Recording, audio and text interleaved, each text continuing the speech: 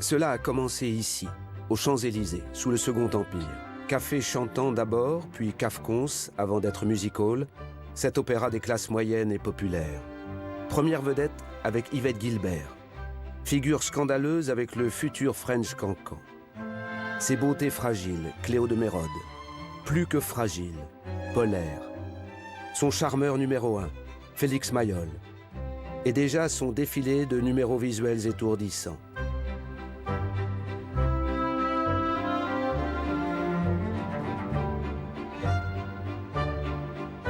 Son poète révolté, Aristide Bruant. Gaby Delis, sa première étoile, juste avant la Miss. Et l'incontournable Maurice, avant Joséphine, la perle noire. Et toute la féerie des années 20.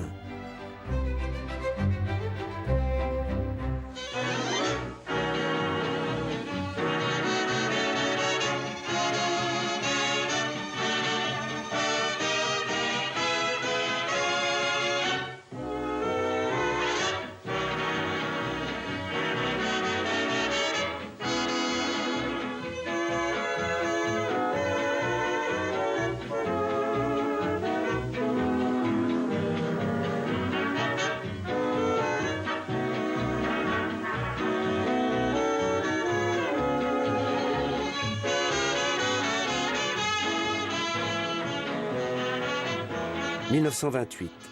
Il a suffi que ce serpentin tressautant s'inscrive au bord de la pellicule des Frères Lumière pour que change le cinématographe et en conséquence l'univers des hommes. Le son synchrone entre en majesté dans une représentation du monde jusqu'alors muette. Le cinéma, depuis sa naissance, ambassadeur extraordinaire du music hall, va pouvoir lui donner une place éminente. La place que pourtant il lui dérobe en s'installant dans son royaume, ces salles lumineuses que l'on pensait à jamais dédiées à l'exaltation des corps vivants et qui soudain s'obscurcissent pour n'y exhiber que leurs ombres.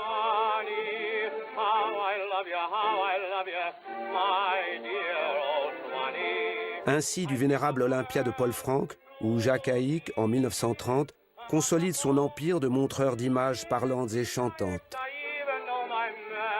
Le chanteur de jazz, premier film parlant, a donné la vedette à un chanteur, Al Jolson. Et c'est Harry Pilser, pilier du music hall parisien, qui en chantera la version française. Hollywood vient de voler à Broadway ses girls aguichantes et ses décors de rêve. Bien entendu, le cinéma français se doit d'en faire autant.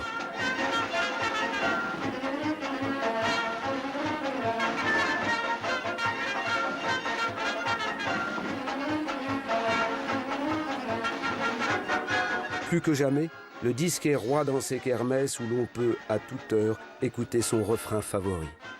Mais il devient aussi, en 1931, non seulement le compagnon quotidien des ménages, mais un objet culturel honoré, tout comme le Goncourt, d'un prix attribué chez Drouin par un prestigieux jury présidé et présenté par Gustave Charpentier.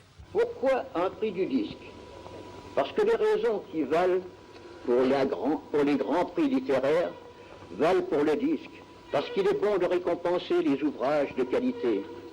Je n'ai pas à vous présenter les membres du jury, auxquels Candide a confié cette mission. Chacun de leurs noms est nimbé de gloire. Il suffit que je les évoque pour qu'ils vous apparaissent, tels qu'en eux-mêmes l'éternité les change. Ô Colette, ô Louis Lumière, Dominique Sordet, Maurice Yvain, Lucienne Bréval, Jacques Copeau, Maurice Emmanuel, Émile Vuillermoz, prophète de la musique mécanique. Le poste de TSF dicte sa loi. Allô, allô, ici Poste Parisien. Jean, fais donc marcher le poste plus fort. Mademoiselle Lise Gauthier. On ne se doute pas qu'une autre invention, la télévision, va un jour bouleverser l'émission et la réception de la chanson. En France, on n'en est qu'au balbutiement et à la pâle apparition de Lise Gauthier sur de rares écrans en 730 lignes. À Paris, dans chaque faubourg, à toute heure, une ave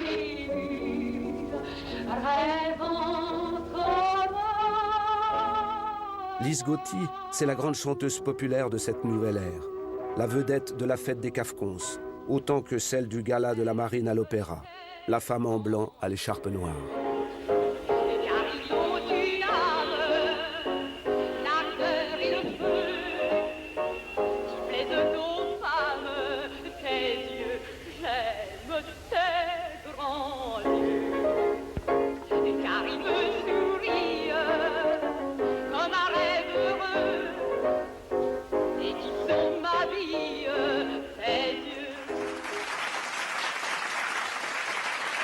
Oui, elle a toujours lieu, la fête des Cafcons au stade Buffalo.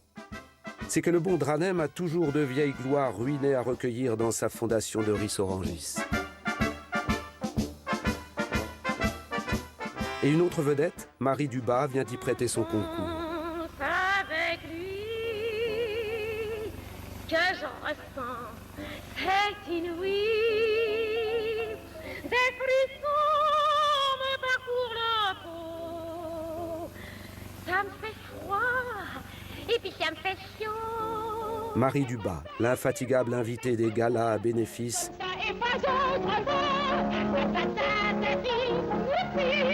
Et cette précieuse théoricienne de la chanson. J'aime la chanson parce qu'elle a des ailes et qu'elle s'envole avec un petit air de rien. Attendez une seconde, je vais changer de robe.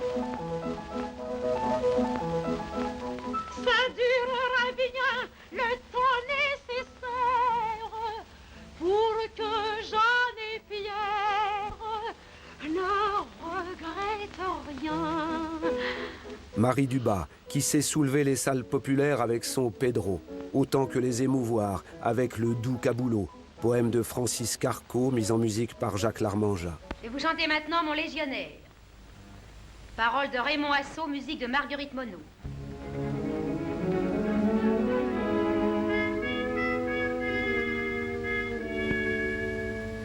Il avait de grands yeux très clairs, où parfois passaient des éclairs, comme au ciel passent des orages. Mais Marie Dubas a pour provoquer l'émotion de multiples cordes.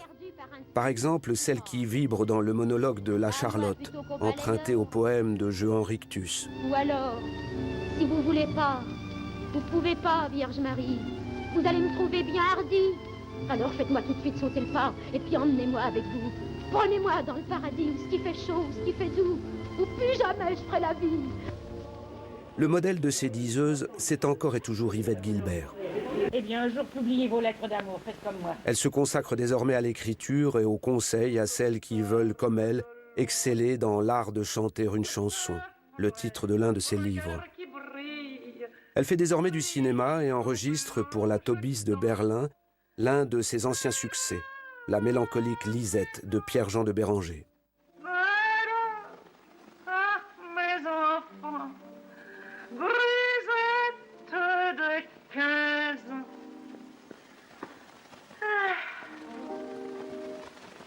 Que j'étais gentille. Mais surtout, elle s'érige, elle, l'ancienne scandaleuse, en intransigeante prêtresse de la chanson à message. Nous nous engageons sur l'honneur à être plus difficiles, plus délicats, plus sévères vis-à-vis de nous-mêmes que ne le sont depuis 12 ans des critiques qui, par leur indulgence inconcevable, ont aidé à l'envahissement de Paris par ses majestés la niaiserie et la vulgarité. Oui, Yvette s'engage à combattre la vulgarité, mais cela n'impressionne pas sa digne héritière, Fréhel. La voici. Bon, eh ben, je vais vous parler de mon nouveau gigolo. Un mec dans le genre d'Alexander. Tel qu'il est, il me plaît. Allez, roulez.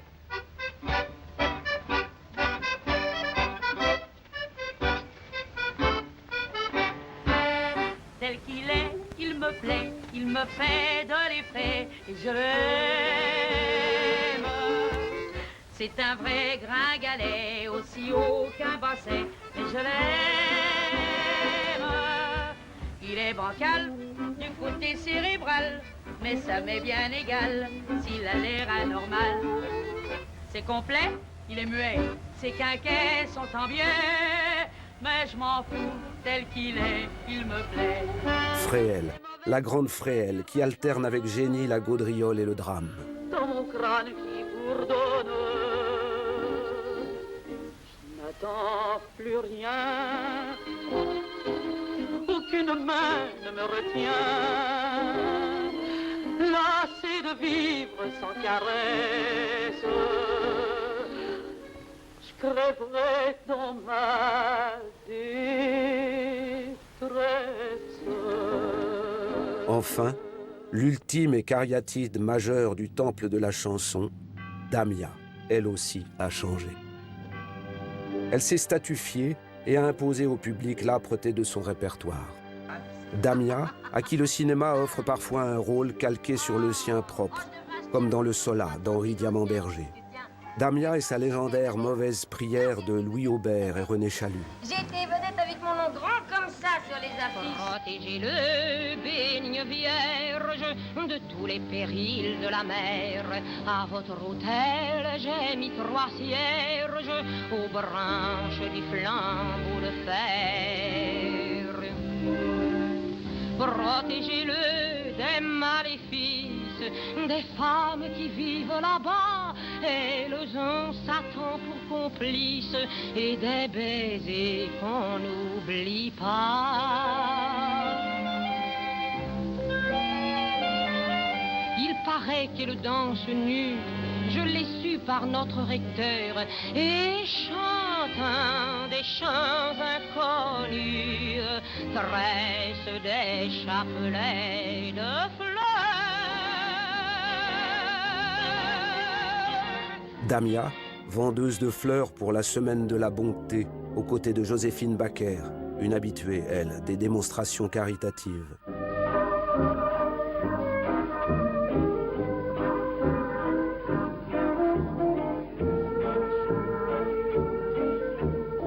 Joséphine qui ne quitte le proscénium du casino ou des folies que pour fleurir les bicyclettes des concurrents du Tour de France, vendre à Nice des oranges au bénéfice des sinistrés de Corse ou distribuer des jouets aux enfants de la zone.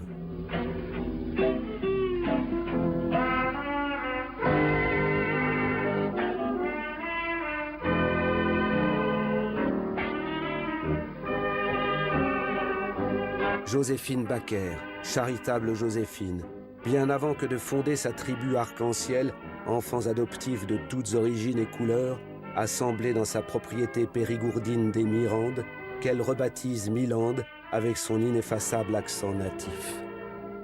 Sainte Joséphine déjà. Joséphine Baker en perpétuel mouvement, en perpétuelle quête de bonheur, de contrat et de publicité. Elle qui, inévitablement, revient à Paris afin d'y lancer pour la 1000e fois le tube, écrit pour elle en 1930 par Vincent Scotto et Géo Cogé, pour Paris qui remue.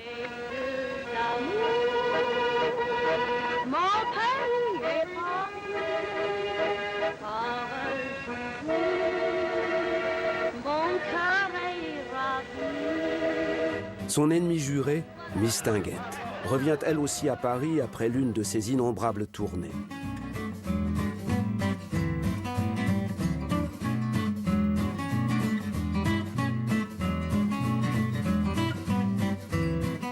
Elle y revient avec ses humeurs, son légendaire franc-parler, son kleps et ses cadeaux publicitaires destinés à ses admirateurs. Dis-moi, mais qu'est-ce qui se passe? Qu'est-ce qui se passe? C'est que c'est la première fois qu'une cocotte se présente comme ça dans les grands mondes avec autant de facilité. C'est ça, votre... Elle revient en cocotte Second Empire, éblouie par le faste des Tuileries dans Folie en folie. Qu'est-ce qu'il doit y avoir comme note de gaz à la fin du mois avec toutes ces bougies? Nous allons prendre de l'entrée de mise, de l'entrée seulement. Attention. 1, 2, pas. Elle revient, à 58 ans, au sommet d'une pyramide de plumes d'autruche, ouverte, comme à Moïse la mer Rouge, par les mannequins des Folies Bergères. Et c'est pour chanter ses petits défauts et ses grandes qualités.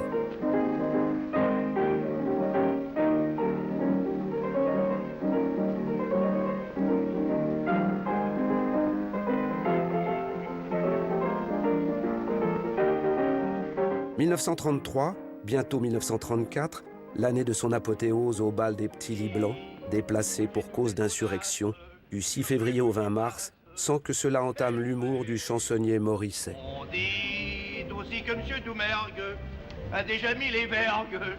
C'est vrai, il est parti trop tôt je n'ai pas de chance. On se consolera en regardant l'opère. Gaston Doumergue, nouveau Premier ministre appelé au secours, peut être rassuré. Paris demeure Paris. La capitale des plaisirs, malgré la menace fasciste. On dit que j'aime les aigrettes, les plumes et les toilettes, c'est vrai. On dit que j'aime jouer les arpettes, les marchandes de violettes, c'est vrai. Mais ne voulant pas chipper aux grandes coquettes, leurs dames aux camélias, moi je vends mes bégonias. On dit que j'ai de belles gambettes. C'est assez haut. Mais je serais pas mistinguette si j'étais pas comme ça.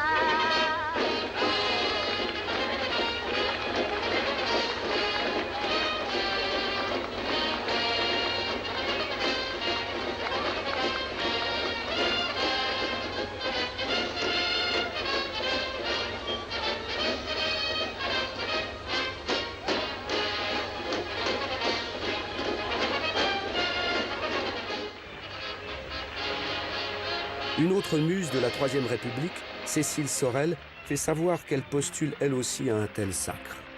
Indétrônable Célimène, elle descend une dernière fois l'escalier du Théâtre Français pour se faire entièrement lifter par une Madame Asdéry pour la somme de 30 000 francs avant que d'apparaître en haut du grand escalier du casino.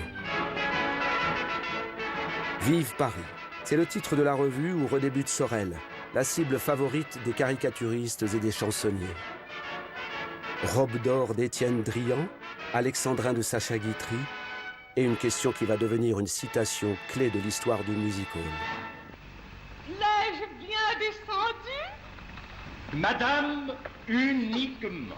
Mais pour venir à nouveau aussi royalement parmi le bruissement des velours et des failles, arrivez-vous du ciel? Non, monsieur, de Versailles, où les degrés de marbre ont tant de majesté que lorsque l'on descend, on a l'air de monter. Vive Paris ne remporte pourtant pas le succès escompté par Henri Varna, le promoteur de cette greffe extravagante, mais ne ternit nullement l'enthousiasme à la sortie des artistes rue de Clichy de la nouvelle rivale de Miss.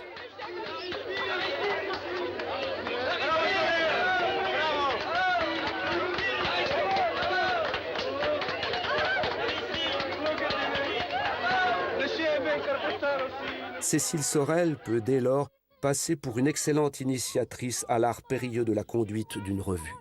Elle s'y emploie avec la créatrice de Mon cul sur la commode, Jeanne Aubert. Celle-ci mène en 1938 Madame la Folie. Une Jeanne Aubert inusablement rose et blonde qui fête, 30 ans plus tard, le centenaire de la salle de la rue Richer. $2. À 1000 lieues de là, dans une humble demeure de Louvciennes appartenant aux Noailles, un musicien majeur, Kurt Weill, a trouvé refuge pour échapper au nazisme triomphant. Il y compose des complaintes pour Florel et Lise Gauthier, seules interprètes françaises à souhaiter le chanter. Et pour les actualités Gaumont, il se présente moins comme l'illustre musicien de l'opéra de Katsu que comme celui de l'opéra pour enfants, celui qui dit oui, celui qui dit non, écrit par Bertolt Brecht. Je me réjouis beaucoup que la société musicale La Sérénade m'ait appelé à Paris pour faire connaître au public français qui a accueilli avec un tel intérêt mon opéra de 4 sous, mes 2 œuvres Mahagoni et Der Ja-Sager. L'une de ces œuvres, Sketch musical Mahagoni, fut écrite avant l'opéra de 4 sous et fut la source du style de la musique que vous connaissez. L'autre œuvre est écrite comme opéra scolaire, c'est-à-dire un petit opéra qui est exécuté seulement par des enfants et qui fut joué jusque maintenant dans presque 300 écoles. J'espère que l'opéra scolaire sera aussi... Cette intrusion de l'avant-garde germanique ne plaît pas à tout le monde et surtout pas à Florent Schmitt, le symphoniste qui va s'écrier « Vive Hitler !» lors d'un concert des Mélodies de Weill. C'est qu'il est difficile de proposer aux oreilles françaises les échos d'une révolution musicale admirée par la seule élite. Marianne Oswald, transfuge des cabarets berlinois, est régulièrement chahutée par un public qu'elle s'efforce pourtant de séduire. Elle vacille, tente un suicide et devra attendre, elle aussi, réfugiée à New York, une consécration que la libération de la France se devait de lui offrir. D'autres vedettes du Berlin d'avant le nazisme seront plus acceptées, fêtées même, comme ces comédiens harmonistes, un peu trop juifs pour l'Allemagne nouvelle, qui vont devoir parcourir le monde après avoir conquis les Français avec la chanson du capitaine Cradock, le film d'un autre exilé, Hans Schwarz. Et Maurice Chevalier revient au bercail après plusieurs années passées dans les studios de la Paramount, auréolé du succès planétaire des films de Rouben Mamoulian ou d'Ernst Lubitsch. Il a envahi les écrans mais s'apprête à reconquérir les planches du Casino de Paris où jusqu'en 1942, il va imposer un répertoire presque sans faute et la silhouette la plus typée de toute l'histoire de notre music hall.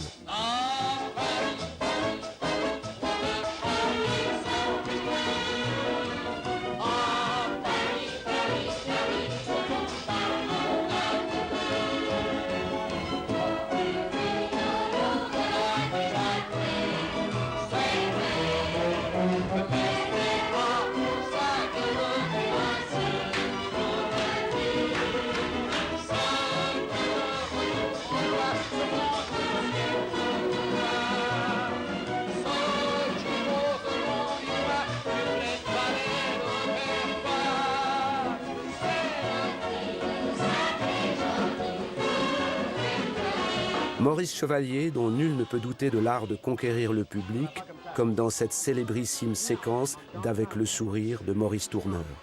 Girls, laissez-nous seuls avec mademoiselle Gisèle. Allez voir dans vos loges si j'y suis. On vous rappellera. Écoutez, Gisèle. Tenez, asseyez-vous. Il y a tout dans une salle, n'est-ce pas? Et votre devoir à vous, artiste, chanteuse, c'est de plaire à tout ce monde-là. Vous devez chanter un peu dans leur sens, à chacun, de façon à ce qu'ils croient, eux, que vous appartenez un peu à leur groupe. Vous comprenez ce que je veux dire? Tenez, regardez-moi bien, je vais vous montrer. Là, n'est-ce pas, je suis là. Je suis vous. Je suis dans le public et je veux d'abord essayer de plaire aux gens du monde. Alors je chante les premières 8 mesures comme ceci, vous allez voir. Avez-vous vu le nouveau chapeau de Zozo? C'est un chapeau, un papot rigolo. Vous avez vu comme j'ai mis la main comme ça, n'est-ce pas?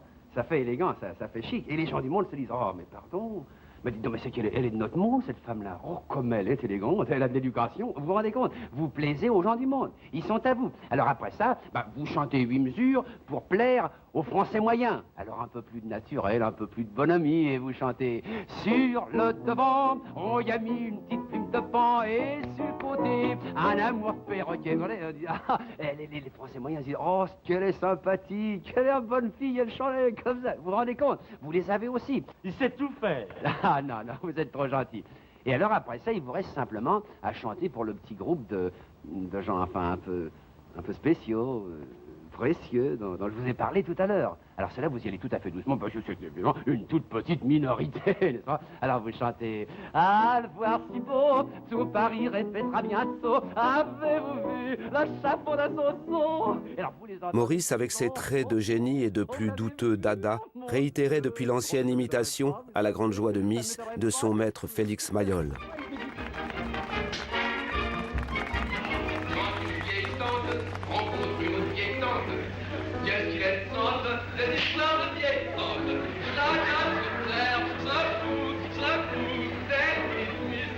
Car c'est la tradition au music hall de railler ceux qui en sont pourtant parmi les plus brillants acteurs.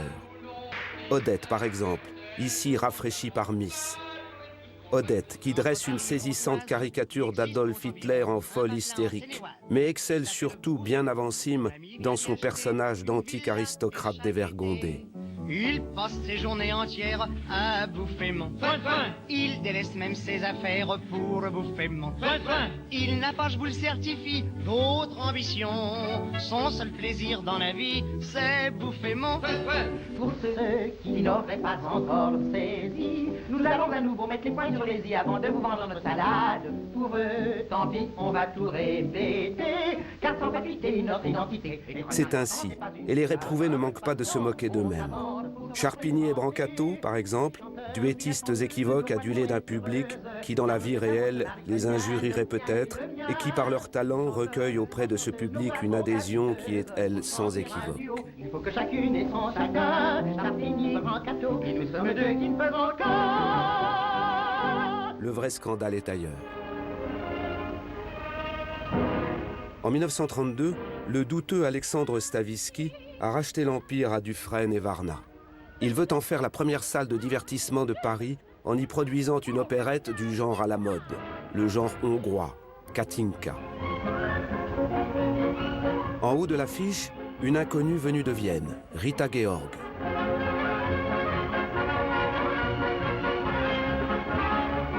Malgré le luxe de la production, cela ne prend pas. Et la malheureuse étoile d'une saison, lorsqu'éclatera le scandale Stavisky, se verra convoquée par la justice et salie par une presse avide de vomir une prétendue hégémonie tant judaïque que pornographique dans notre si respectable monde de la variété.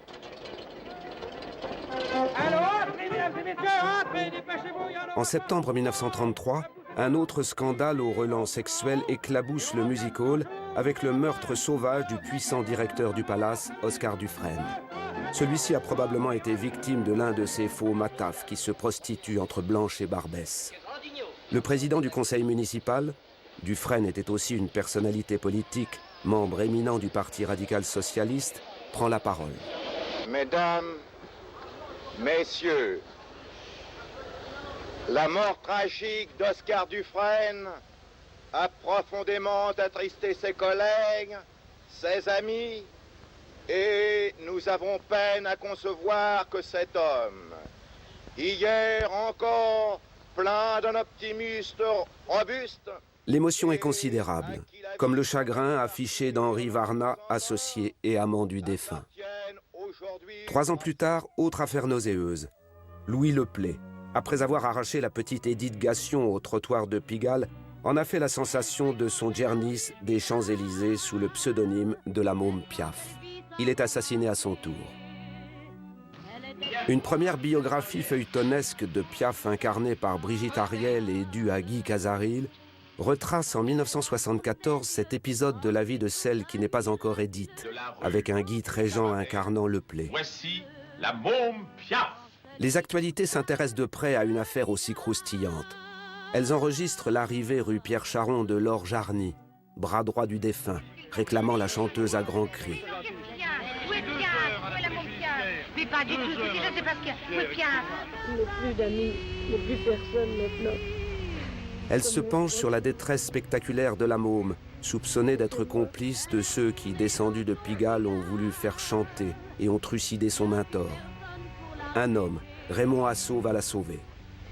Cette petite femme au physique ingrat, traquée par la caméra, elle va bientôt, grâce à lui, redébuter dans un répertoire taillé à sa mesure et renaître, Édith Piaf enfin, en 1937, sur la scène de l'ABC du boulevard Poissonnière. Autre créature née du monde trouble du cabaret, cette naïade, Suzanne Rocher, jaillie des flots mondains de Deauville en maillot d'écaille. Rebaptisée Suzy Solidor par son amante et productrice Yvonne de Brémondard. D'abord prêtresse de concerts privés pour zélatrice de Sappho, elle accède au vedettariat avec un physique de championne de crawl, une chevelure couleur de lin et une voix asexuée à la limite parfois de la fausseté. Tamara de Lempicka l'immortalise ainsi parmi les portraits d'elle qui ornent son cabaret, et elle va longtemps faire fantasmer des hommes qui la courtisent sans espoir. Ainsi Jean Mermoz, qui, dit-elle, lui a offert le cœur de rubis percé d'une flèche de diamant que l'on aperçoit ici à son décolleté dans ceux du ciel d'Ivan Noé. Fais le plein d'huile, petit gars, ça tourne rond, fais l'essentiel, il y a du vent dans le fuselage, tiens bien fort le manche à balai, prends bien garde au récif de nuages et ne dérive pas d'un trait, et les feux qui guident. Elle chante donc les aviateurs comme elle chante les matelots, et aussi, hélas, chantera certaine Lili Marlène devant des spectateurs vert de gris au Casino de Paris et dans sa boîte de la rue Sainte-Anne. À 2 pas de là, rue Molière, Agnès Capri, venue du théâtre et de la troupe des Pitoef, a ouvert son cabaret-théâtre où elle ravit un public sélect et gauchisant en servant les poètes de sa voix enchiffronnée. Voici accompagné au piano par Ole Jacobsen. Voici Agnès Capri. Jacques Prévert, plan de Paris. Rue Madame, il y a un monsieur. Rue Monsieur, il y a une dame. Rue des Petites Écuries, il y a un grand cheval gris qui pleure dans son lit trop petit.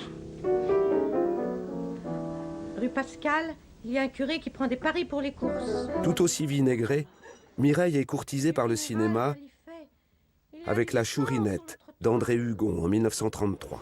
Chourinette, c'est gentil, c'est doux, c'est net, Chourinette, ce nom me... Mais elle n'y fera qu'une brève carrière avant, avec pour génial parolier le fils de Franc Nohain, Jean dit Jaboun, de devenir, avant Charles Trenet, la plus inspirée des compositeurs de chansons des années 30.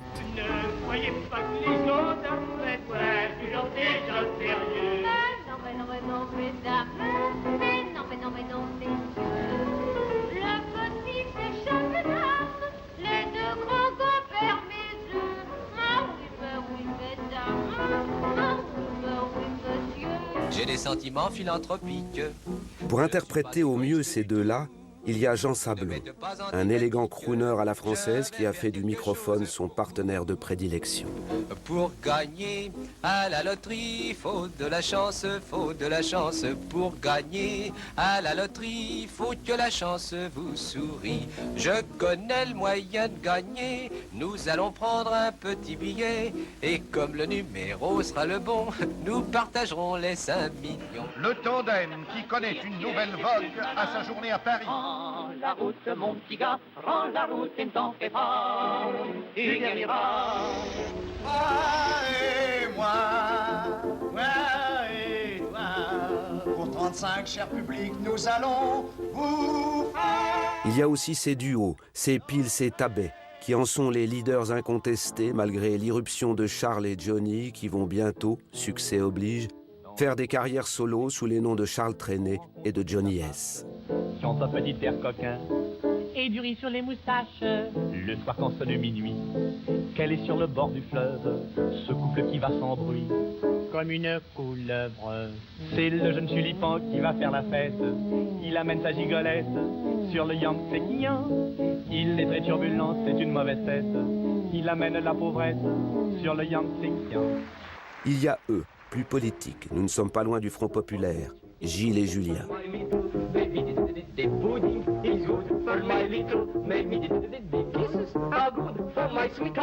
Et puis, imité des États-Unis, il y a la déferlante des orchestres attractifs comme celui de Ray Ventura.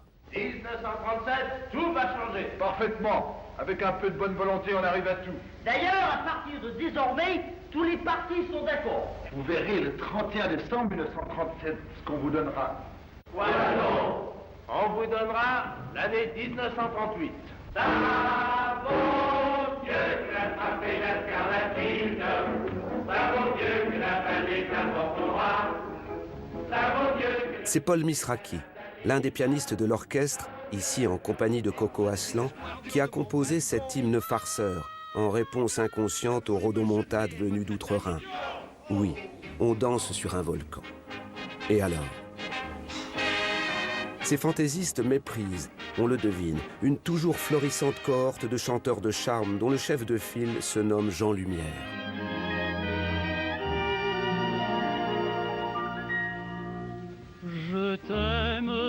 Je t'aime, c'est tout.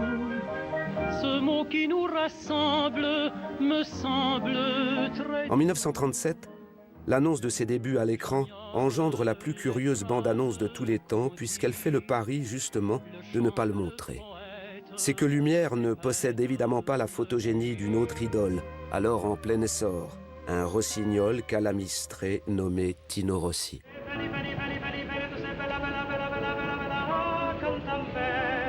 Veni, veni, veni, veni, veni, tu sei bella, bella, bella, bella, bella, bella, canta a me. Mamma, sei la più bella, mia rondinella, il mio... Tino moqué, mais adoré, créateur d'une pléiade de succès populaires le plus souvent issus de l'inspiration de Vincent Scotto.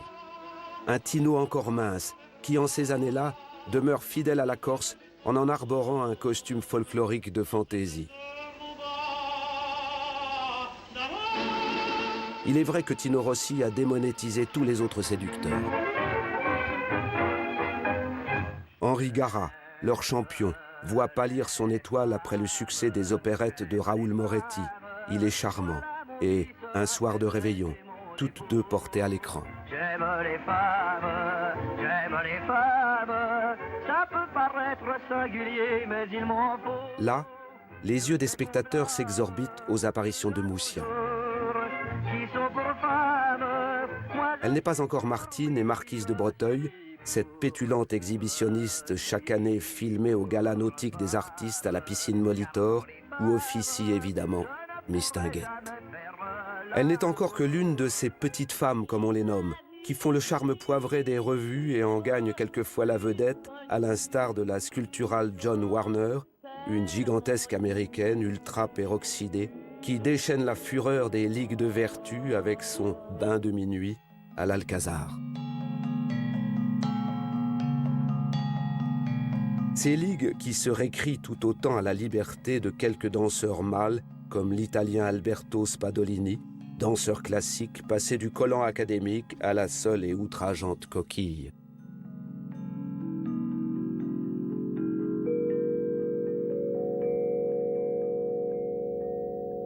C'est le temps où Georges Pommiès, ici en compagnie de la fille adoptive d'Isadora Duncan, Lisa, peine à persuader spectateurs et producteurs du génie de ses parodies sportives, reprises après sa mort prématurée par un Jacques Tati qui les exploitera à la scène et à l'écran jusqu'à ses derniers jours.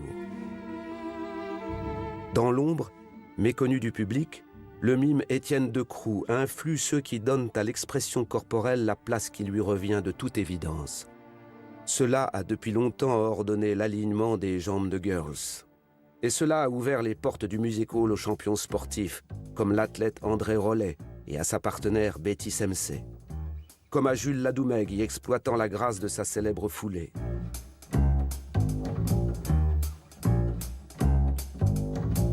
Maurice Chevalier, qui a pratiqué la boxe depuis sa jeunesse, patronne les fréquentes apparitions de son ami Georges Carpentier dans le cadre de revues où celui-ci s'inscrit avec élégance. Et l'on ne sait s'il aurait un jour convaincu un Marcel Cerdan d'abandonner les boxing gloves pour des gants plus raffinés. Maurice Chevalier ne manque d'ailleurs jamais une occasion de rappeler son goût pour le sport et les sportifs. En cela, on peut parler de narcissisme lorsqu'il paraît en compagnie de son compère Georges Milton dans un numéro de gladiateur de fantaisie. Mais Milton, c'est avant tout cet accent parisien grasseillant qui plaît tant aux spectateurs, le héros de 20 films qui vont en faire la vedette la plus populaire de l'entre-deux-guerres. Face à lui, un prolétaire de pacotille alors, Maurice ? Certains le prétendent, même s'il popularise en 1936 un personnage truculent avec Ma Pomme. Ma pomme, il suffit d'être en somme, aussi peinard que moi. Il commence à le délaisser pourtant, en adoptant, à l'instigation de Mistinguett, la neuve inspiration de Charles Trenet. Et du soleil dans les ruelles, il y a de la joie, partout il y a de la joie. Les oiseaux de Paris me réveillent. Ce petit jeune-là, il bouleverse déjà le monde de la chanson. Et leurs cris, ils font bien plus de bruit que les autos, les oiseaux. Chaque soir, à minuit, dans mon île Saint-Louis, tout le monde les maudit. Mais moi je les trouve gentils, les oiseaux de Paris. Sans doute, il y a eu avant lui Jean Tranchant, et celui-ci a introduit dans ce monde, avec Mireille et Jean Nohain, une pastelisation légère, les prémices d'une poésie libre et délicate. Près du grand chemin de halage, où les bateaux vont doucement, dans un berceau de vert feuillage, se cache un petit restaurant. L'air en paume, les pommes frites, les gaufres et les lilas blancs, les bleuets et les marguerites. Jamais peut-être comme en ces années, de brillants mélodistes ont fait naître autant d'airs faciles et entêtants. Allez-y donc, qui vous empêche? C'est à 2 pas, tout près d'ici. Ça porte un nom, ici l'on pêche. Vous y pêcherez aussi. Raoul Moretti, bien sûr, et sa fille du Bédouin. Maurice Yvain, avec sans succès depuis son Mon Homme, infatigablement ressassé par Mistinguett depuis 1921. Sur cette terre, ma seule joie, mon seul bonheur, c'est mon homme. J'ai donné tout ce que j'ai, mon amour et tout mon cœur à mon homme. Et le prolifique Georges Van Paris, qui signe entre autres le hit de 1938 pour les délirantes circonstances atténuantes de Jean Boyer. En cours de tournage, Jean Boyer me dit, écoute, c'est idiot, on a Arletty, on a Michel Simon, on a André, qui sont tous des gens qui chantent, on va faire une chanson. Et on a imaginé de faire ce Comme de bien entendu, qui d'ailleurs a été un très très gros succès. Et il y avait Michel Simon, Arletty était si drôle d'ailleurs, quand Michel faisait Comme de bien entendu. Comme de bien entendu. Et Arletty aussi chantait mais il la trouve à mauvaise, comme de bien entendu. Mais elle gagnait du pèse, comme de bien entendu. Au lieu de ramener sa fraise, comme de bien entendu. Il se contente de lui foutre le pied au cul, comme de bien entendu. Je vais l'embrasser, le petit micro. Le microphone est le totem obligé de l'avant-guerre et de ses soubresauts. Alors attention, messieurs, dames, chers auditeurs, une petite minute de recueillement pour la cérémonie. Je l'embrasse. Là, écoute, petit micro, tu vas être bien gentil avec les auditeurs, hein. Tu leur donneras toujours des bonnes... La TSF règne, obsédante, consolante aussi. Elle consacre, mais peut aussi humilier avec son crochet, qui expulse sans pitié les imprudents rêvant de s'y faire une place. T'as qu'après que je l'ai rencontré, je fus charmé encore plus que surpris.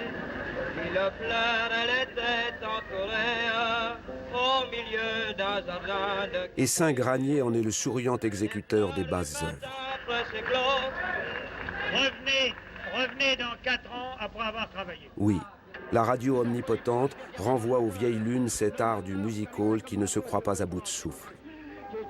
S'il survit, et malgré tout prospère, c'est grâce à des émissions publiques, mais aveugles, où Georgius peut encore endosser un costume de scène étincelant, mais désormais inutile. Alors ça fait remonter la dynamo dans les soupapes, ça encrasse les bougies du pont arrière et...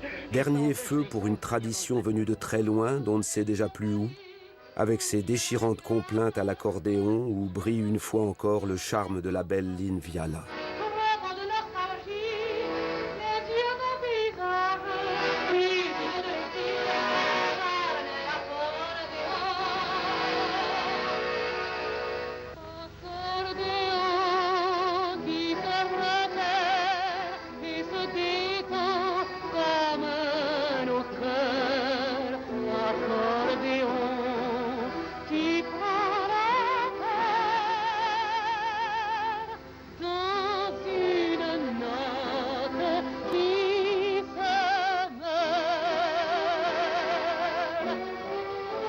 Dernier jour de paix aussi. Au Palm Beach de Cannes, devant danseurs et acrobates, on veut espérer que le premier festival du film pourra avoir lieu et l'on reluque à une table voisine le couple idéal de la saison. Mireille Balin et Tino Rossi soupant avec Eric von Stroheim.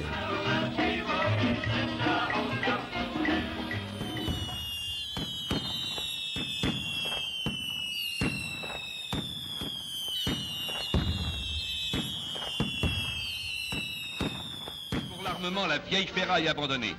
Maurice Chevalier, répondant à cet appel, vient offrir sa première voiture. Proserpine. Notre Momo, bien entendu, veut participer à notre inévitable victoire avant d'infuser à nos troupes une combativité qui... Ces mobilisés continuent d'affluer vers les casernes où règne une activité pleine de pittoresque et de bonne humeur. Fernandel, de son côté, malgré sa réforme, succès. Barnabé, oh, Barnabé,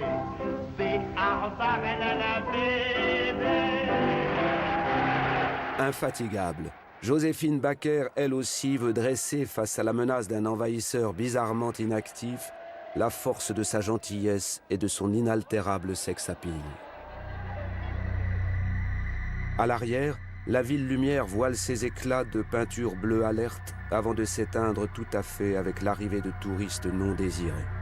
L'aventure aime la nuit, car elle a besoin de l'ombre. Comme le chante Nila Cara dans L'Homme de Londres d'Henri de Coin, l'aventure aime la nuit. Mais la nuit aime aussi des vainqueurs qui rêvent de muer Paris en un paradis pour hauts gradés et simples permissionnaires de la Wehrmacht. L'aventure se redresse, tout d'un coup elle bondit. La voici le long d'un quai, c'est un vol ou c'est un crime. Il lui faut une victime, nul ne peut lui échapper. Paris se doit de rester Paris. Et le music-hall est le tout premier à en témoigner. Certes, les temps sont difficiles et nos vedettes se font alors filmer dans les transports en commun, tels Fréhel montant les marches du métro-opéra, ou plus inattendu, Suzy Solidor, la ténébreuse, attendant la rame à la mode piquée.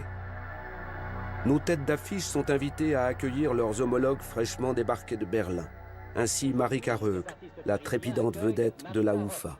Et nous voyons ici la charmante vedette bavardant avec André Claveau, aux côtés de Reine Paulet et Jean Cyrano. Marie Carreuk n'est-elle pas en effigie à la façade du Paramount, boulevard des Italiens, avec Cora Terry, en face du Palais Berlitz, où se tient avec un égal succès l'exposition « Le Juif et la France ». Statistiques, graphiques, tableaux hallucinants se succèdent. Ils prouvent combien la France, victime de sa générosité et de ses traditions d'hospitalité, s'était enjuivée surtout depuis 1936. Le résultat, on le connaît. On y voit parmi ceux et celles qu'on y accuse d'avoir pourri notre pays le visage de Marie Dubas. Il en sera effacé après l'intervention du capitaine Belair, son époux. Il est vrai qu'elle s'est convertie en 1937, mais comme écrit alors Paris Soir, ce n'est pas une affaire de religion, madame, c'est une affaire de race.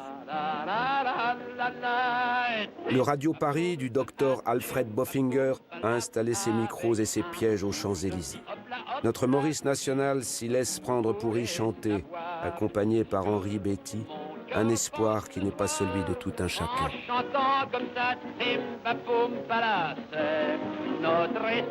Sous le signe de l'art, des vedettes de l'écran s'apprêtent à partir pour l'Allemagne. À la gare de l'Est, on reconnaît Albert Préjean, Daniel Darieux, Suzy Delair. La meneuse de ce voyage, c'est cette ancienne petite femme qui vient de faire une entrée fracassante dans Le Dernier des Six de Georges Lacombe. Mademoiselle Malou Mila. Mila Malou. Oui, comme elle dit. Oh, dites donc, hein, on n'a pas gardé les dindons ensemble. C'est une chanson dramatique. Enfin. Moi, j'ai du tas qui autant bas. Suzy Delair, qui après quelques ennuis dus à la Libération, pourra avec son tralala et son tsa incarner de nouveau avec brio l'esprit même du vieux music-hall. Quand tu reverras ton village, quand tu reverras ton clocher, ta maison, tes parents, des amis de ton âge, tu diras rien chez moi n'a changé. Tino Grossi, quand même à le qualifier les chansonniers, n'est pas le dernier alors, dans une chanson de Charles Trenet, à vouloir apaiser la douleur des prisonniers français en Allemagne. La relève. Voilà le mythe collaborationniste du jour et son funeste corollaire, le service du travail obligatoire, qui voit nos gracieux ambassadeurs sous la croix gammée assister aux pitreries de Marguerite Gilbert, déléguée à la réjouissance des travailleurs déportés. Bien sûr, on pardonne à Darieux sa présence et l'on salue sa mauvaise humeur. On lui pardonne aussi d'avoir séduit Berlin avec son premier rendez-vous. L'instant du premier rendez-vous, où le cœur lent de battre solitaire s'envole en frissonnant de Et Charles Trenet. Pardonnera-t-on au fou chantant d'avoir, durant ces 4 années, tourné 4 films médiocres, d'avoir fait le même voyage, plaisanté avec Hitler, et d'avoir écrit une marche des jeunes pour la phase B de Maréchal nous voilà? Pour tout cela, sans doute, il sera mitraillé par la résistance. Il vivait avec un rêve étrange, et ce rêve était bleu comme les anges. Mais on l'absout pour avoir donné sa chance à ce petit et filiforme Francis Blanche. Au fait, tu es libre samedi? Je t'invite à déjeuner. Sans blague, t'as fait un héritage? Non, j'ai vendu une chanson. Oui, on lui pardonne presque pour avoir interprété de ce jeune parolier inconnu en 1943, ce débit de l'eau, débit de lait, plus que Zazou. Et les badauds sont emballés par les bidons de lait de babé. Oui, mais Bobby, garde pour lui le plus beau bidon de lait de la babé jolie. Maintenant, c'est vous y allez. Vous entendrez le joyeux babil de beaux bébés blonds qui font tomber d'un bond tous les bidons de lait de la maison. Tous les bidons de lait de la maison. Tous les bidons de lait de la maison. Ils s'abattent à coups. Bien qu'il acceptera d'être l'un des réalisateurs de Fernseh Sender Paris, la station de télévision nazie implantée rue Cognac-G, Gilles Margaritis, remarqué il y a 10 ans dans l'Atalante de Jean Vigo, se fait l'instigateur d'une importation inattendue du burlesque yankee avec ses Chester Follies, par 2 fois montés à l'ABC arianisé. Avec son compère des Chesterfield, Roger Caccia, il y présente la fine fleur du défunt et rouge groupe Octobre dans un sketch de Jacques Prévert, tandis que Robert Desnos, avant d'être arrêté et déporté, en signe les lyrics. Oui, Paris brille de 1000 feux sous la botte. C'est ce que prétend, non sans raison, le guide édité à l'usage des occupants. Il fait la part belle au commerce de luxe et à ses cabarets, infiniment plus nombreux qu'avant-guerre, où l'on peut jusqu'à l'aube se griser de champagne et de romances gemütlich.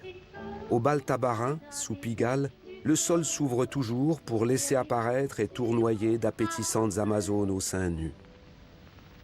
Chez elle, Lucienne Boyer susurre toujours son increvable « Parlez-moi d'amour », pourtant dû à Jean Lenoir, illustre compositeur juif alors en fuite. Redites-moi des choses tendres. Et dans son précieux écrin de la rue Joubert, l'envoûtante vedette absolue de l'époque, Léo Marjane, invite ses clients en uniforme à embarquer sur sa barque du rêve. C'est mon âme s'enchante de ce rêve d'amour.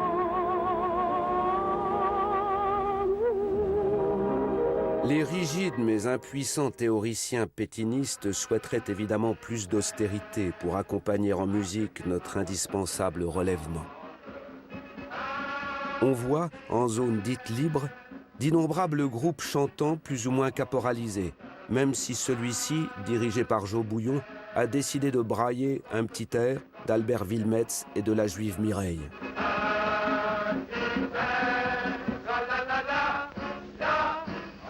L'heure est aux jeunes talents de la France nouvelle, et un ancien boy de Mistinguett, le grec Lambros Vorlou, dit Georges Guettari, se lance dans la chansonnette sous la férule de Fredo Gardoni. Tandis qu'un autre débutant, un certain Bourvil, attaque une carrière dont on ne mesure pas encore l'ampleur. Il est mort car les poissons, ça ne vit pas sur les paillassons. On salue ce renouveau de la vieille chanson idiote, tout comme on s'extasie à la voix d'or de Guettari, vite récupérée par le cinéma où il incarne un roucoulant cavalier noir. Vers l'amour, c'est loin de la peine, vers le soleil de demain, c'est Fanny qu'on passe le chemin. Le basque Luis Mariano devra attendre un peu, lui, une telle consécration. En l'espérant, il conquiert à la scène le cœur et l'âme d'un public féminin qui en fera bientôt sa vivante et toujours souriante idole. La belle de Cadix a des yeux de velours. La belle de Cadiz vous invite à l'amour. Les caballeros sont là, si dans la posada on apprend qu'elle danse. Et pour ces jolis yeux noirs, les hidalgos le soir viennent tenter la chance. Mais malgré son sourire et son air engageant, la belle de Cadiz l'avant-guerre avait toujours eu ses chanteurs et chanteuses à accent, après le règne, depuis 1913, de Raquel Meller, avec son increvable Violettera, qui séduira Charles Chaplin au point de l'introduire dans ses Lumières de la ville. Raquel Meller lancera des bouquets de violettes à ses adorateurs jusqu'en 1960. Ambassadrice d'un folklore ibérique le plus souvent frelaté, malgré tout le talent chorégraphique d'une Argentina, jusqu'aux apparitions de Rina Ketty et de Gloria Lasso. C'est qu'il a toujours fallu aux Français un brin d'exotisme, quel qu'il soit, pour pimenter le répertoire habituel de son parc chansonnier. Espagne, Portugal, Italie, Grèce, peu importe son origine et le mélange hasardeux de ses voix, l'important est le voyage mélodique, même si le moyen de transport n'est pas toujours l'Orient Express. 1944, enfin. Les lots sont sortis de Paris, soit par ici, soit par Ivry. Les loups sont sortis de Paris, tu peux sourire, charmante Elvire. Les loups sont sortis de Paris. Ray Ventura peut revenir de son exil sud-américain. Il ramène la samba de Rio, danse nouvelle qui fait fureur, ici chantée par Doris Marnier. Il en ramène aussi un jeune fantaisiste qui va très vite faire parler de lui, le petit Guyanais Henri Salvador. Tout comme le style de Ray Ventura, en 1940 avait été récupéré par un pur arien du nom de Raymond Legrand, père de Michel, Ventura, à son tour, passe maintenant le relais à Jacques Elian. La résistante fleur de Paris retrouve certes ses couleurs, mais les plus compromises de nos vedettes sont appelées à rendre des comptes et Jean Eiffel, dans François, s'emploie à les fustiger à sa manière. Sévère lit ses papillons, où le censeur met Georgius au coin avant d'instruire d'autres brûlants dossiers. Le plus visé est évidemment Maurice Chevalier, qui a failli être fusillé par les FTP et n'a dû son salut qu'à un Louis Aragon soucieux de préserver un trésor national. Kermesse aux étoiles, fontaine de jouvence offerte en 1948 aux accusés. Georgius, André Claveau, Suzy Delair, Piaf. Mais oui, notre Édith, elle aussi, expie d'avoir trop aimé un légionnaire désormais encombrant. En revanche, les rares artistes qui rejoignirent Londres reçoivent leur récompense. Anna Marley, la compositrice du Chant des partisans. Ami, entends-tu les cris sourds du pays? Germaine Sablon, qui la première le chanta à la BBC. Ou Pierre Dac, qui au même micro sut marier l'humour à l'esprit de vengeance. Un chevalier blanchi peut, mais oui, décorer Jacques Canetti, figure méditerranéenne de la France libre, avant d'être le grand artisan du renouveau de la chanson, ici félicité par Jacqueline François et Dario Moreno. Ce renouveau, il est là, déjà, quelque part entre l'Odéon et la rue du Bac, dans les sous-sols de Saint-Germain-des-Prés, où la jeunesse dorée s'exerce au jitterbug. Une muse nouvelle aux longs cheveux noirs passe avec nonchalance devant le repère des existentialistes avant de gagner la rue Dauphine, où s'ouvre la porte d'une cave qui va devenir mythique. La voilà sacrée vedette, avec cette revisitation de Ronsard par Raymond Queneau.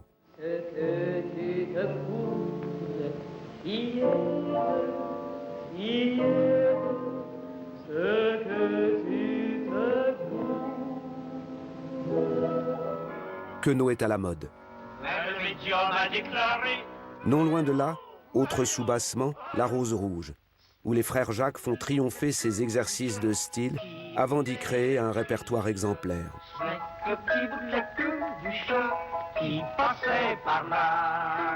Ils sont talonnés par les Quatre Barbus, promoteurs des parodies de Pierre Dac et de Francis Blanche.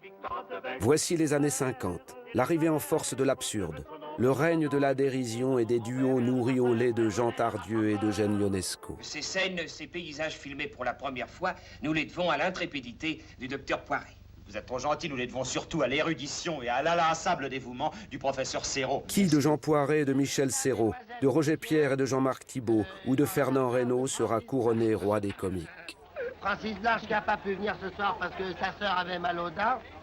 Nous allons couronner, puisqu'ici c'est le king, le roi des comiques. Vous êtes tous d'accord, bien entendu, Roger Pierre, Jean Poiret et Jean-Marc Thibault. Nous allons donc couronner Jean-Marc Thibault, rapportant ça.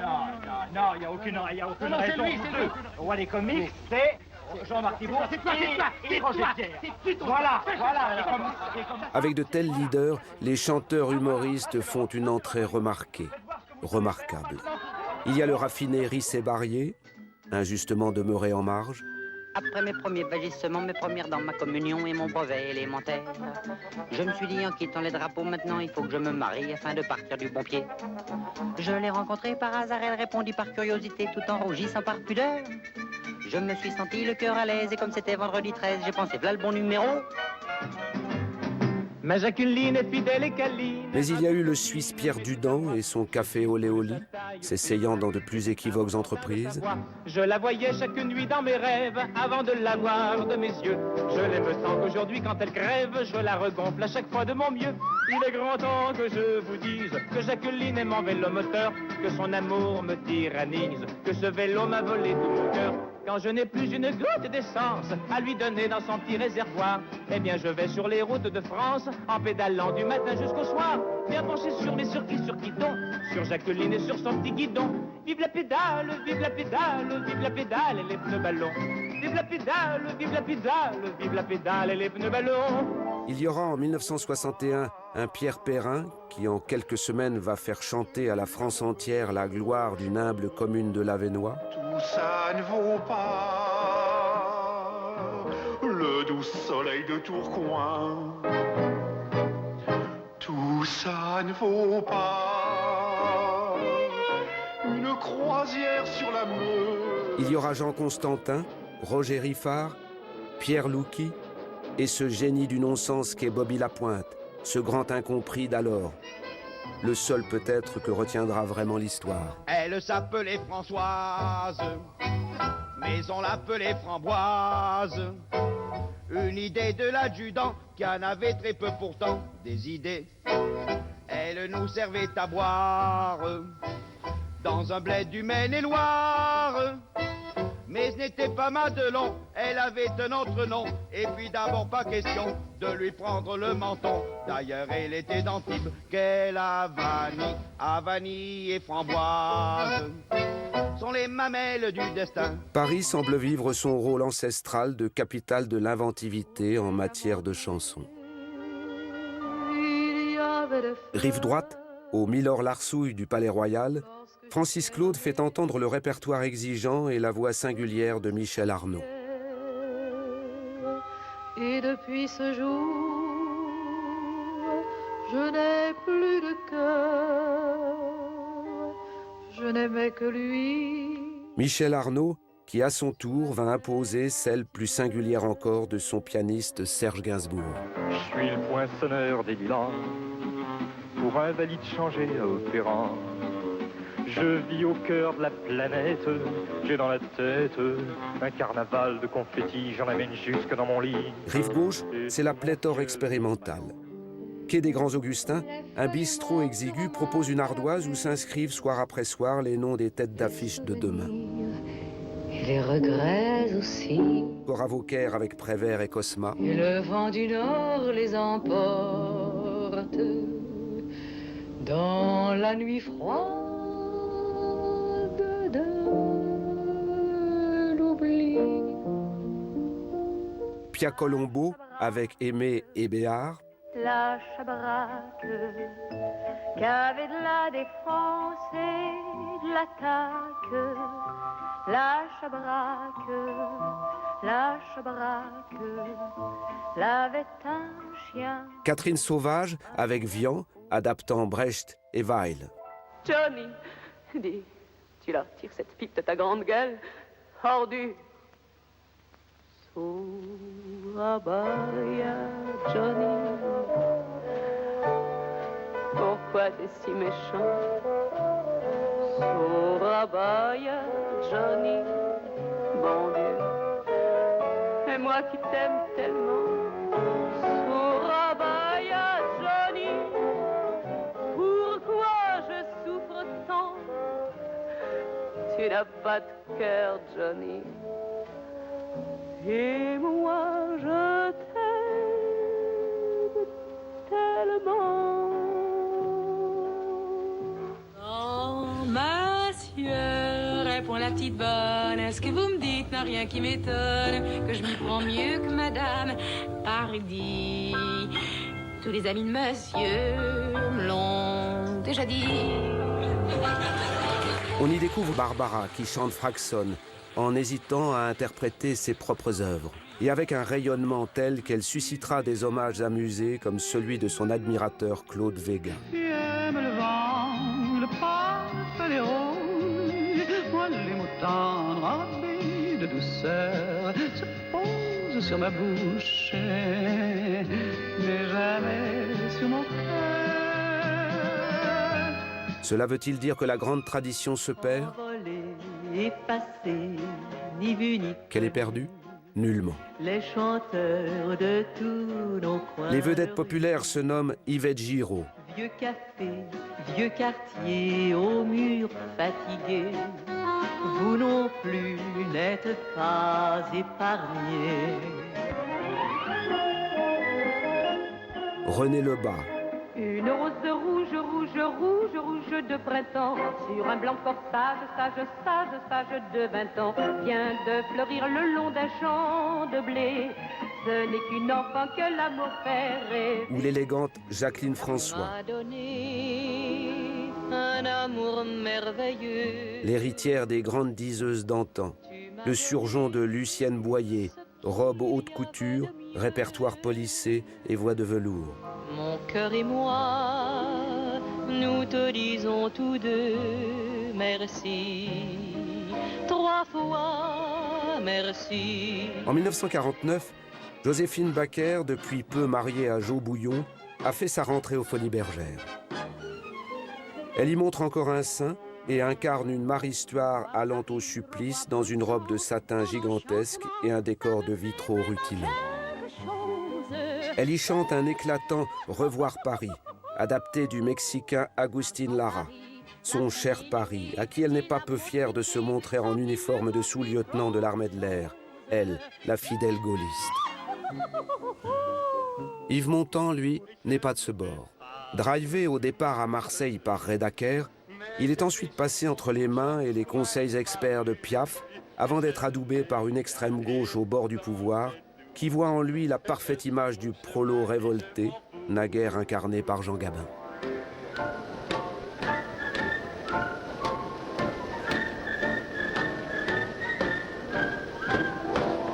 Bien sûr, des envieux essaieront de mettre dans sa roue triomphale un bâton nommé Philippe Clé, mais sans grand résultat. Puis un noyé assassiné par un gars qu'on voulait à mon porte-monnaie. Poussé par cette crapule, voilà que je bascule dans l'eau qui fait des bulles et me v'là ridicule avec mon air crevé. C'est que Montand est la plus politique, la plus politisée des figures de notre music hall. Sa tournée en URSS en 1957, 2 mois après l'insurrection de Budapest, soulève une polémique qui dépasse largement le cadre du showbiz. J'ai l'impression, et même la certitude, que les échanges culturels sont plus indispensables que jamais à l'heure présente. N'importe.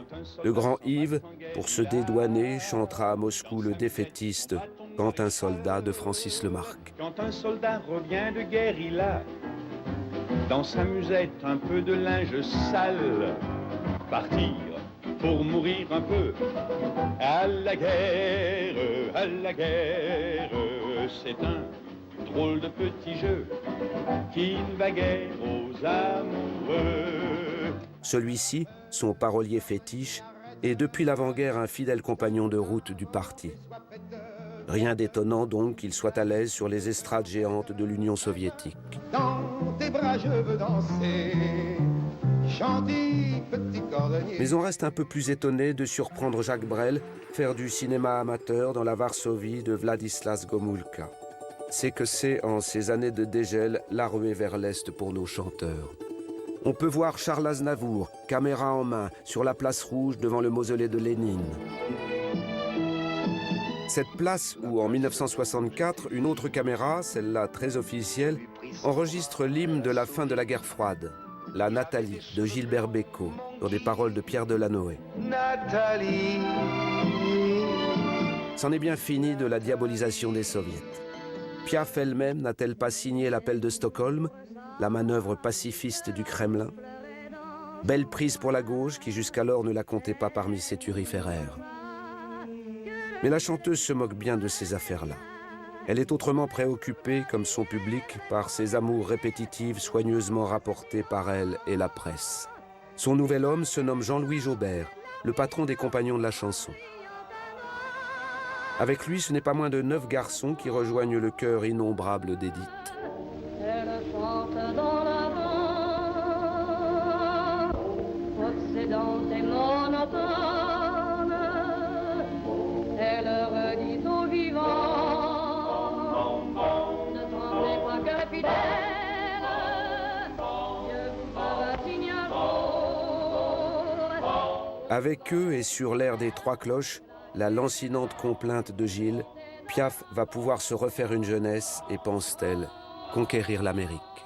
Ce qu'elle fera, mais plus tard, et sans les compagnons qui l'auront un moment éclipsé dans l'estime des Yankees. Exit Jean-Louis Jaubert. Mais Piaf n'est jamais en peine de découvertes chantantes et sentimentales. Elle a poussé Eddie Constantine dans la lumière, puis s'est mariée dans l'euphorie new-yorkaise avec un Jacques Pils sur le retour. Félix Marten n'a fait qu'un petit tour avant qu'apparaisse le jeune et très rebelle Georges Moustaki. Et puis, après d'autres, a surgi un coiffeur grec, Théophanis Lamboukas, qu'elle rebaptise Sarapo, ce qui signifie « je t'aime » dans la langue de Kazantzakis, et sera son second et dernier époux. Ainsi vont la vie et les toccades de celle qui toujours chantera et chérira les hommes en détestant les femmes. Elle qui s'affiche pourtant avec la crédule chanteuse Germaine Ricord, mais celle-ci ne sera jamais que sa confidente et son esclave domestique. Très cruelle Piaf, qui répudiera Marguerite Monod, la grande mélodiste, à qui elle doit tant. Une légende, orchestrée par elle-même, s'est constituée sur la personne et le destin de celle à la mémoire de qui son veuf peut solennellement dévoiler, rue de Belleville, une plaque mensongère. La foule peut sangloter sur sa vie de damné, ses passions malheureuses et sur sa fin tragique à 47 ans, 2 femmes consumées par l'amour, l'alcool et la drogue. Avec Marlène Dietrich, cette foule la porte en terre comme elle le ferait pour un chef d'État. À l'Olympia, en 1961, Bruno Cocatrix la traîne en scène, frêle idole prête à s'effondrer. Le public, avant même qu'elle ouvre la bouche, lui fait une interminable ovation. Et c'est vrai qu'elle est unique, prodigieuse, cette femme au bout du rouleau. Quelle chance que t'as, c'est pas pour dire que j'aime bien rire. Crois-moi, un autre que moi aurait marché à ton ciné. Ah, pas moi. Allez, au revoir, à tout à l'heure. Ah, t'en fais une tête sacrée farceur. Mais non, bien sûr que j'ai pas peur. Toi, y a pas de danger de te voir un jour souffrir et mourir d'amour. Lucien. Eh ben quoi, Lucien? Donne-moi ce que t'as dans la main. Ah, c'est agréable d'être ton copain. Oh non, Lucien. Allez. Viens. Allons, grâce à elle, le vieil Olympia est sauvé. Mais pour combien de temps? Bruno Cocatrix lui a donné un sang neuf, en lui infusant l'énergie communicative de celui à qui la presse donne le sobriquet de Monsieur 100 000 volts. À quoi a bon en faire qu'à la tête des autres et suivre les ornières de tous ces bons apôtres qui vous disent mon petit. Il n'a pas encore trouvé son uniforme et sa cravate à pois, Bécaud. Mais c'est ici qu'il a éclos et qu'il terminera sa carrière, lorsque l'Olympia détruit, reconstruit et lui-même ne seront plus, après des couplets et des refrains qui auront ponctué l'histoire de notre société. Il faut savoir garder la Ici aussi souffrit d'abord du rejet du public ce Charles Aznavour, avant d'en devenir le dieu. Mais moi je ne peux pas, il faut savoir, mais moi je ne sais pas. Ici que Patachou se posa en s'envolant de la place du Tertre où elle tenait enseigne, sur les ailes de son poulain Georges Brassens. Les gens qui voient de travers pensent que les bancs verts qu'on voit sur les trottoirs sont faits pour les impotents ou les ventres impotents. Mais c'est une absurdité, car à la vérité, ils sont là, c'est notoire, pour accueillir quelque temps les amours débutants. 1952, l'année Brassens. Brassens déjà respecté, honoré. Brassens déjà décalqué par ce Godelureau de Pierre Perret à qui l'on enjoint de raser une moustache trop semblable à celle dont se parle le nouveau Béranger, le nouveau Traîné, ce sétois timide mais provocateur qui de chef-d'œuvre en chef-d'œuvre va enflammer l'Olympia, son public et la France tout entière. La suite serait délectable, malheureusement je ne peux pas la dire et c'est regrettable, ça nous aurait fait rire un peu, car le juge au moment suprême criait maman, pleurait beaucoup, comme l'homme auquel le jour même il avait fait trancher le cou, Garogori. Olympia, le grand temple enfin ouvert aux valeureux nouveaux officiants de la chanson dite à texte. Comme s'il n'était pas de chanson sans cela. Olympia, des soirs d'apothéose et de bouleversantes représentations d'adieu. C'est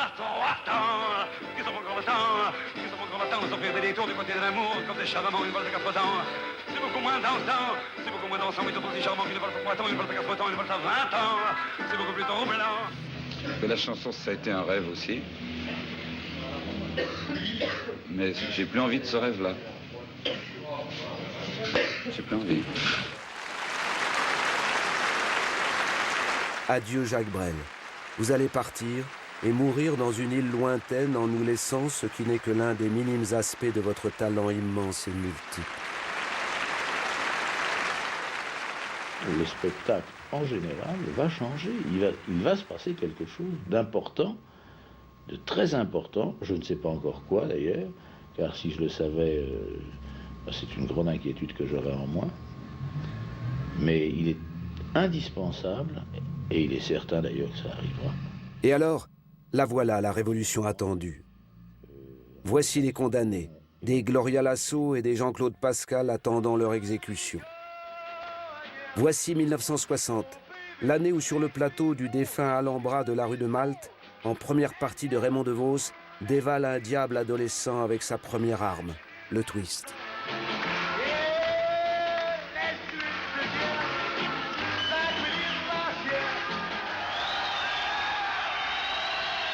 Au Golfe Drouot et ailleurs, les candidats se bousculent pour l'imiter, le surclasser peut-être.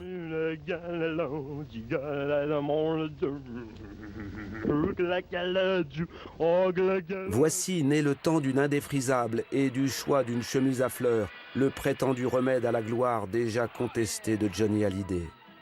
Voici Antoine au firmament du boulevard des Capucines. Antoine décollant pour un vol ô combien fugace. Mais les apprentis sorciers des maisons de disques en surchauffe lancent déjà un contre-feu. C'est ce qu'on appelle un fils de bonne famille, sympathique, bien élevé, donnant toute satisfaction à papa-maman. Bref, Jacques Dutronc aurait pu être un garçon modèle s'il n'avait été possédé par le démon de la chanson. Mini-moque et mini-jupe, mini-moche et mini-jupe, mini-mini-mini. Suce à la débilité, pensent certains esprits. Après une apparition à la télévision et un article enthousiaste du nouveau Candide, il porte au nu une longue fille timide et infiniment mélancolique. François Hardy, 20 ans, auteur, compositeur, interprète.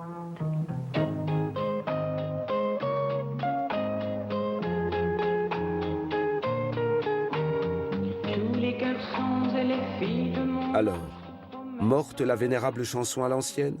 Non, affirme l'un de ses auteurs les plus doués et le plus authentiquement novateur, Claude Nougaro.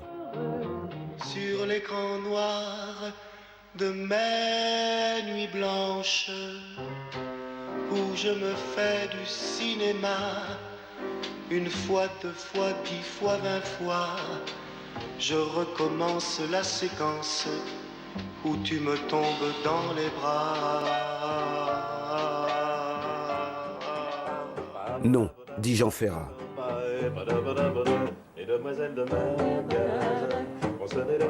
En 1969, il forme un couple apparemment indestructible, idéal, avec sa chanteuse d'épouse Christine Sèvres. Le destin en décidera autrement. Sèvres disparaîtra dans l'alcool et l'oubli, et Ferrat désormais trouvera en Louis Aragon une inspiration supérieure.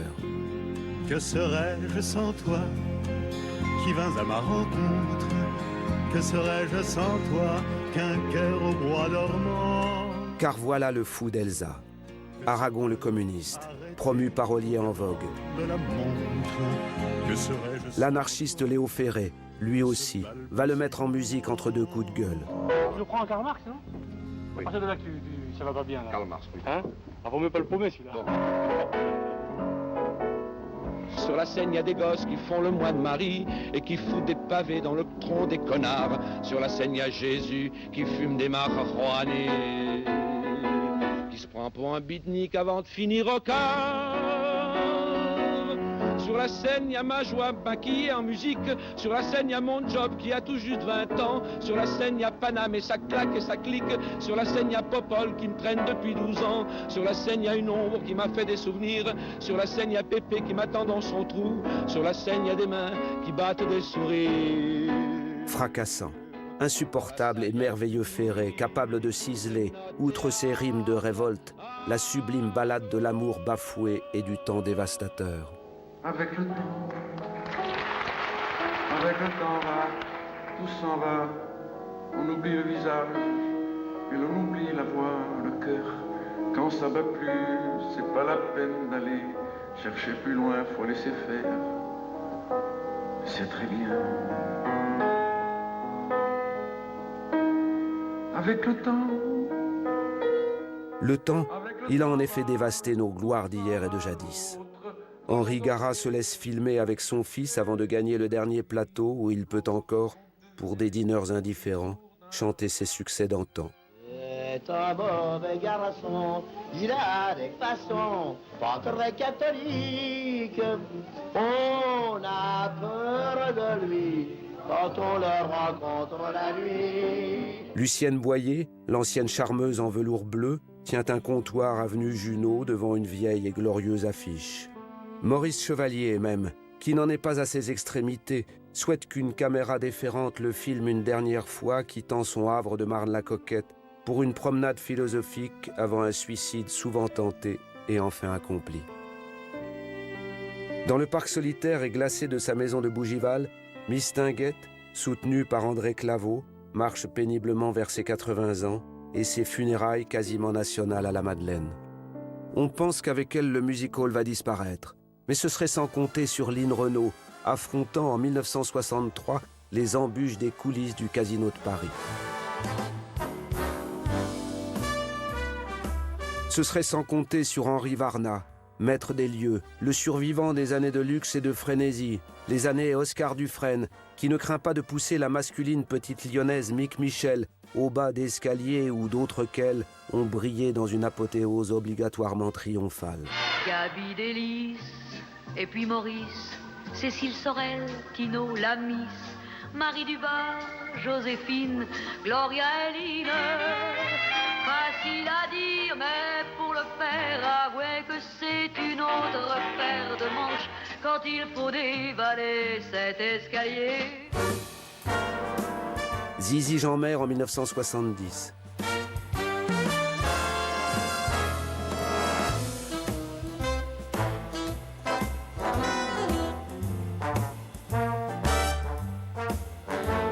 Et aux Folies, en 1972, Liliane Montevecchi. Sur ces oiseaux d'un paradis perdu, combien d'hommes ont rêvé, côté salle ou côté coulisses? Combien, tel Pierre Sandrini, ont construit cages dorées et palais illusoires? Combien, comme Michel Piccoli, incarnant le magicien de Tabarin, On fait œuvre de voyant dans un songe de machines, de chair mise à nu et de lumières aveuglantes. Tiens, regarde. Tu te rends compte? Les filles montant de l'enfer, qui descendent du ciel en même temps. Les grands oiseaux blancs, les démons écarlates, la grande parade de Tabarin avec la machine, ce coup-ci, ça y est. Ça va être formidable! Il est juste que celui-ci se soit éteint, comme après le bouquet d'un ultime feu d'artifice. D'autres, plus tard, ne purent se résoudre à cette privation, à cette insupportable obscurité. En son alcazar de la rue Mazarine, Jean-Marie Rivière, sous son frac blanc, fut de ceux-là. Rien n'était impossible là, dans cet étroit boyau, comme le numéro de l'un des serveurs parodiant Sheila, dans la confusion des sexes, loi primitive du théâtre et par conséquent celle de l'art du music hall. Une petite fille de français moyen, quand je travaille, oui, je me sens bien, et la fortune viendra de même. Juste au-dessus du... Tout cela paraît s'être évanoui avec les dernières années insouciantes du XXe siècle, comme se sont effacées tant de créatures hybrides, licornes, sirènes et sphinges des dernières boîtes de transformistes. Jean-Claude Dreyfus, alias Erna von Scratch, à la Grande Eugène.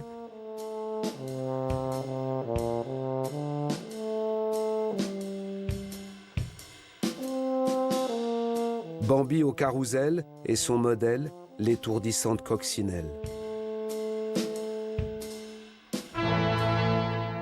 Celle-ci pourrait bien trépigner de joie devant la plaque municipale dédiée à sa carrière. Mais elle souffrirait probablement de voir sa promenade, autrefois si bien et si mal fréquentée, ne plus être que l'axe d'un boulevard où presque rien ne demeure des enseignes et du bon peuple qui les fréquentait. Enseigne des spectacles d'un petit peuple il y a peu encore vivant, trop vivant peut-être, pour aller jusqu'à une fin naturelle, heureuse. Peuple rejeté hors les murs de la ville et condamné à la seule télévision. Là-bas, devant le vieux Moulin Rouge, Coccinelle pourrait sans doute ricaner de cette meute de touristes ignorant de son histoire, de ses multiples mutations et du temps où il ne fut même qu'une salle de cinéma parmi les autres.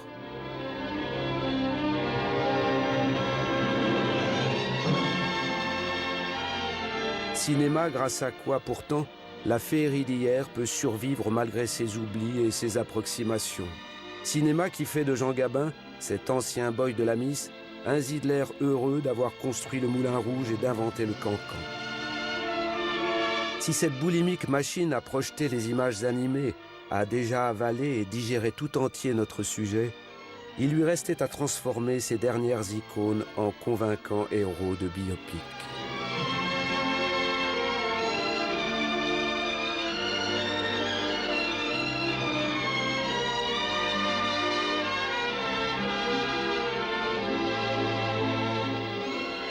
Mais le grand roman du music hall n'accepte pas d'être achevé. Tant de ces chapitres attendent leurs lecteurs et leurs amoureux.